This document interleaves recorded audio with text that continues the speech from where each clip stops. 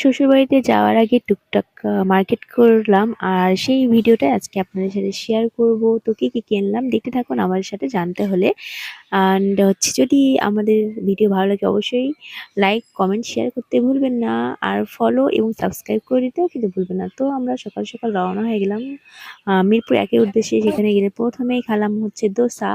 আর এই দোসাটা খেতে খেতে পরবর্তীতে লাস্টের দিকে আমরা একটা তেলাপোকার বাচ্চা পেয়েছি, যার জন্য খাওয়া হয়নি। অ্যান্ড তারপরে চলে গেলাম এই যে কিউট কিউট আনারসগুলো খেতে। এই আনারসগুলো কিন্তু খুব মিষ্টি আর সুস্বাদু হয়। আম তো হচ্ছে মামা কেটে দিচ্ছিল এভাবেই ডান্ডি ধরে খেতে বেশ মজাই লাগে। তো তারপর হচ্ছে আনারস দাওয়ার পরে আমরা চলে গেলাম একটু সংসারের টুকিটাকি জিনিসপত্র কেনার জন্য। অ্যান্ড পাশেই ছিল এটা। এই জিনিসটা কিন্তু প্রতিটা সংসারেই প্রয়োজন হয়।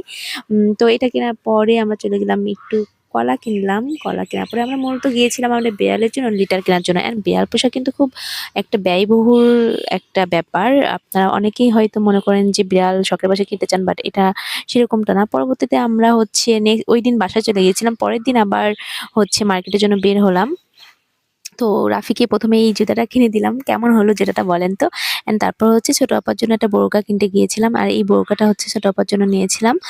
ছোট আপা হচ্ছে কালো বোরকা চেয়েছিল। আর আমার জন্য একটা বোরকা নিতে চেয়েছিলাম। এটা ট্রায়াল দিয়েছিলাম, বাট হচ্ছে কেন জানি ভালো লাগতেছিল না। কালারটা খুবই সুন্দর ছিল, বাট ফিটিংটা ভালো ছিল না। সো এটা আর নেওয়া হয়নি লাস্ট পর্যন্ত। তারপর হচ্ছে আমরা একটু পেঁপের বীজ কিনলাম আমাদের বাসায় লাগানোর জন্য। এটা হচ্ছে থাই পেঁপে।